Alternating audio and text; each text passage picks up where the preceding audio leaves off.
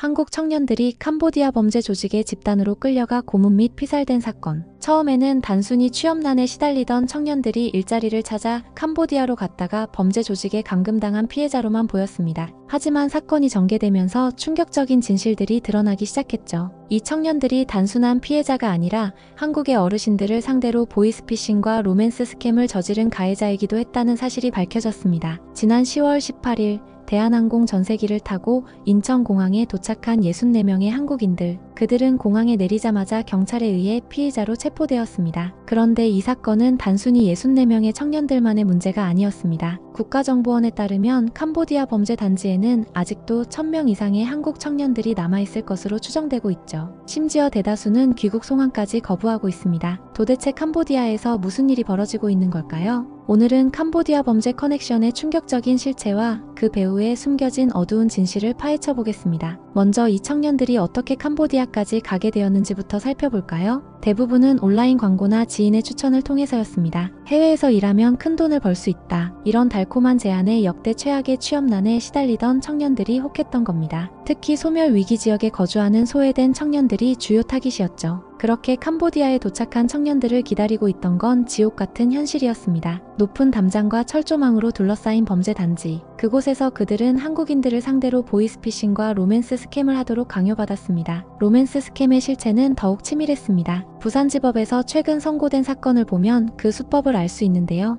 20대와 30대 한국인 남성 3명은 2024년 11월부터 2025년 2월까지 캄보디아 시아누크빌에서 로맨스 스캠 조직에 가담했습니다. 이들은 여성을 사칭하면서 텔레그램으로 피해 남성들에게 접근했죠. 그리고는 걸프렌드라는 업체의 실장인데 회원 가입하면 조건 만남이 가능하다며 거짓말을 했습니다. 피해자들을 가짜 사이트에 가입시킨 뒤 인증 비용 명목으로 돈을 뜯어냈죠. 단 11명의 피해자에게서 145회에 걸쳐 무려 5억 6,790만 원을 받아냈습니다. 범죄 조직의 운영 방식은 매우 체계적이었습니다. 중국인 총책을 정점으로 관리책, 유인책, 대포통장 모집책, 인출책 등 역할이 명확하게 나뉘어 있었죠. 유인책으로 일하는 사람들은 낮 12시 30분부터 다음날 새벽 3시까지 일해야 했습니다. 외출할 때는 단지 경비원과 사진 인증을 해야 했고요. 지각하거나 조직원끼리 싸우면 벌금을 내야 했습니다. 또한 3개월 내에 그만두려면 미화 2만 달러, 우리 돈으로 약 2,600만 원의 위약금과 함께 개밭이라고 불리는 세팅 비용을 내야 했죠. 탈퇴할 때는 휴대전화를 포맷해서 모든 흔적을 지워야 했습니다. 그리고 만약 누군가 일찍 탈퇴하면 그 벌금을 같이 온 동료가 대신 내야 하는 시스템이었습니다. 이런 식으로 서로를 감시하고 묶어두는 강압적인 분위기가 조성되었던 겁니다. 그런데 재판에서 밝혀진 사실은 더 충격적이었습니다. 이들은 속아서 범죄 조직에 가입했고 강요당했다고 주장했지만 법원은 이를 받아들이지 않았습니다. 왜냐하면 이들은 근무 시간 외에는 휴대전화를 자유롭게 사용할 수 있었고요. 숙소에 와이파이로 인터넷도 접속할 수 있었으며 퇴근 후에는 게임도 했기 때문입니다. 또한 경비원이 있긴 했지만 저항할 수 없을 정도의 폭력이나 협박은 없었죠. 그리고 3개월만 일하면 위약금 없이 그만둘 수 있었습니다. 법원은 외부의 도움을 요청하거나 범죄 조직에서 벗어나려는 노력을 전혀 하지 않았다며 이들에게 각각 징역 3년을 선고했습니다. 그렇다면 왜 캄보디아가 범죄자 소굴이 된 걸까요? 캄보디아가 글로벌 피싱 범죄 기지로 전락하게 된 계기는 2013년부터 시작된 중국의 1대1로 프로젝트 이후였습니다. 중국이 캄보디아에 경제특구를 만들면서 중국 카지노 업체들이 대거 진출했죠. 그런데 코로나19로 카지노 관광객들의 발길이 끊기자 이들은 새로운 먹거리를 찾기 시작했습니다. 바로 피싱과 스캠 같은 사이버 범죄였던 겁니다. 유엔 산하기구에 따르면 2024년 한 해에만 캄보디아에서 무려 10만 명의 청년들이 온라인 사기 범죄에 동원되었다고 합니다. 한국뿐만 아니라 미국, 영국, 일본, 인도, 대만 등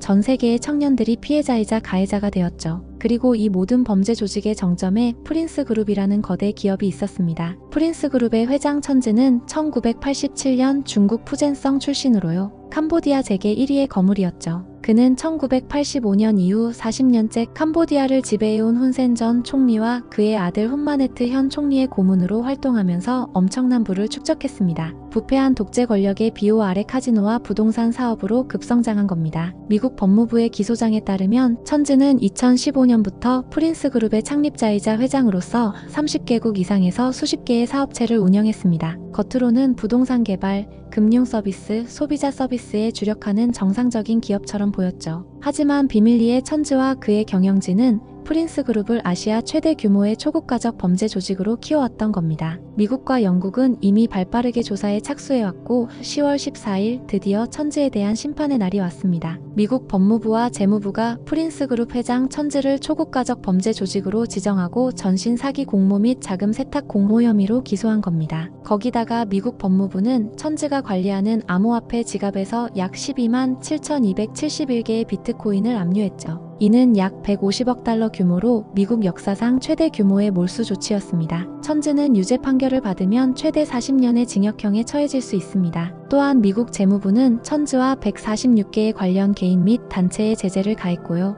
영국 정부도 푸놈펜 외곽의 프린스 단지를 운영하는 골든 포춘 리조트 월드를 제재 명단에 올렸습니다. 이 소식이 전해지자 캄보디아 현지에서는 패닉이 일어났습니다. 프린스 그룹 산하 프린스 은행에서 예금을 인출하려는 고객들이 몰려들기 시작한 겁니다. 10월 18일과 19일 이틀 동안 푸놈펜 프린스 은행 본점 앞에는 이른 아침부터 긴 줄이 늘어섰죠. 일부 지점에서는 유동성이 부족해 거래를 일시 중단하는 혼란이 벌어졌습니다. 전형적인 뱅크런 사태였던 겁니다. 캄보디아 중앙은행은 서둘러 성명을 발표했습니다. 캄보디아의 모든 은행과 금융기관이 엄격한 건전성 규제를 받고 있으며 고객의 현금 인출 요구를 충족할 충분한 유동성을 보유하고 있다고 밝히면서 진화에 나섰죠. 하지만 프린스 그룹이 자금 세탁과 성적 착취, 강제 노동, 심지어 살땡에도 관여했다는 충격적인 폭로가 확산되면서 자회사인 프린스 은행에 대한 대중의 신뢰는 하룻밤 사이에 추락했습니다. 현재 천지는 행방이 묘연한 상태입니다. 그런데 더욱 충격적인 건 막대한 불법 자금을 축적한 프린스 그룹의 부동산 자회사가 2025년 5월 한국에 진출했다는 겁니다. 그리고 최근까지 서울 강남 일대에서 활동했으며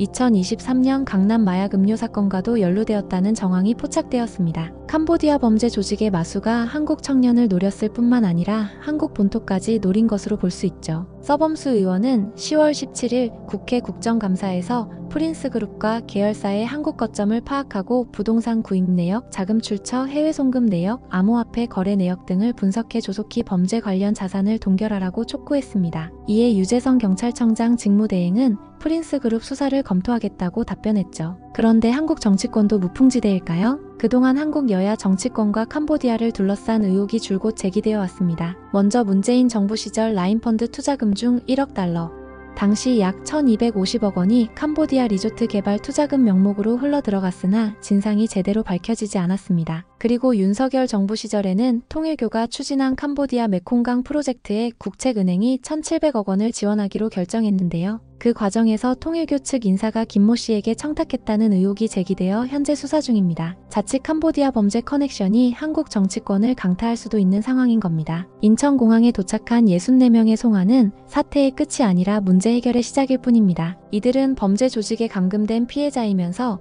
동시에 한국 어르신들을 대상으로 한 조직 범죄의 가해자라는 이중적 지위를 가지고 있습니다. 사건 초기에는 국제범죄에 노출된 청년들에 대한 동정론이 우세했죠. 하지만 이들이 보이스피싱과 로맨스 스캠 범죄에 직간접적으로 연루되었다는 사실이 밝혀지면서 여론이 싸늘해지고 있습니다. 경찰은 이들을 상대로 정확한 출국 경위와 현지 활동 상황 등을 추궁하고 있습니다. 범죄 가담 정도와 죄질의 경중에 따라 상응하는 처벌이 따를 전망이죠. 미국과 영국이 천지와 그의 조직에 제재를 가한 것처럼 한국 정부도 단호한 조치를 취해야 합니다. 한국인이 자국민의 뒤통수를 치기 위해 해외로 내몰리는 사례가 재발하지 않도록 노력을 다해야겠죠. 무엇보다 이런 비극이 다시는 반복되지 않도록 근본적인 대책을 마련해야 합니다. 10월 21일은 제80주년 경찰의 날입니다. 캄보디아 범죄 커넥션을 철저히 규명하고 국민을 보호하는 것이야말로 국민에게 드릴 수 있는 가장 큰 선물이 아닐까요? 다음에도 더 흥미로운 영상으로 찾아뵙겠습니다.